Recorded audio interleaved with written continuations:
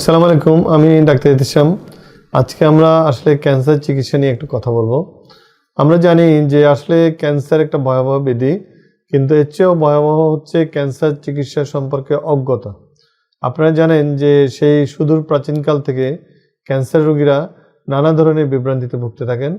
যেমন আমি দেখেছি, আমরা যখন ক্যান্সার রোগীকে বলি যে আপনার এই ক্যান্সারের চিকিৎসার জন্য অপারেশন লাগবে, তখন তারা বলে স্যার অপারেশন করলে তো ক্যান্সার রোগ ছড়িয়ে যায়, অপারেশন ছাড়া আর কি করা যায়। তো বললাম ঠিক আছে, আপনি কেমোথেরাপি দেন। না স্যার, কেমোথেরাপি দিয়ে তো রোগীরা মারা যায়, আমরা কেমোথেরাপি দিব না, আর কি করা যায়। তো ঠিক আছে, আপনি তাহলে রেডিওথেরাপি দেন। না, রেডিওথেরাপি দিয়ে তো জ্বলে যায়, তো আমরা রেডিওথেরাপি দিব না, আর কি করা যায়। মানে মেইন কথা হচ্ছে, যখনই তাকে কোনো স্বীকৃত চিকিৎসা বলা হয় সেটা সে করে না, বরং করে কি এই রোগীগুলো গ্রামে চলে যায় বা বিভিন্ন খপ্পরে পরে সেই স্বপ্নের ওষুধ, তারপর ওই যে আপনার বনাজি চিকিৎসা, তারপর বিভিন্ন ট্রেডিশনাল চিকিৎসা, এগুলো করে হয় কি এমন পর্যায়ে আবার আমাদের কাছে ফেরত আসে, তখন আমাদের কিছু করার থাকে না। এবং আমি যেটা ব্যক্তিগতভাবে আমার এই ক্যান্সার রোগী নিয়ে কাজ করতে করতে আমি দেখেছি, আসলে বেশিরভাগ ক্ষেত্রে অজ্ঞতা এবং কুসংস্কারই আমাদেরকে ক্যান্সারের সঠিক চিকিৎসাতে দূরে রেখেছে, এবং সঠিক চিকিৎসা সম্পর্কে আমাদেরকে সঠিক ধারণা না থাকার কারণে আসলে আমরা বঞ্চিত হচ্ছি। তো আমি অ্যাজ এ হোল বলবো যে ক্যান্সারের যখন চিকিৎসার কথা আসবে, তখন প্রথম কথা হচ্ছে সার্জারি বা অপারেশন। আমরা জানি বেশিরভাগ ক্ষেত্রেই, বেশিরভাগ ক্যান্সারেরই প্রথম এবং মূল, অনেক ক্ষেত্রে একমাত্র চিকিৎসা হচ্ছে অপারেশন।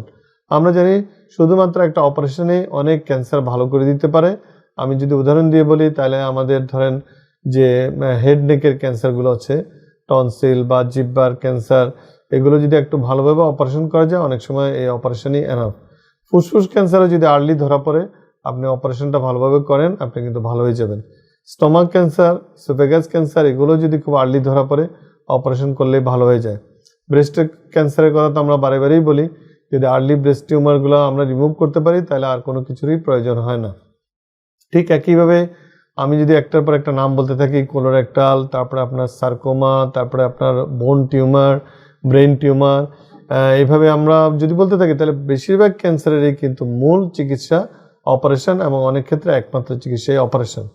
বাট ক্যান্সারের অপারেশন এবং সাধারণ অপারেশনের মধ্যে একটা পার্থক্য আছে। এই জিনিসটা আমরা অনেকেই বুঝি না। ইভেন আমি খুব বিনয়ের সাথে বলবো যে আমাদের ডাক্তাররাও অনেক সময় এই কাজটাতে আমরা একটু ভুল করে ফেলি।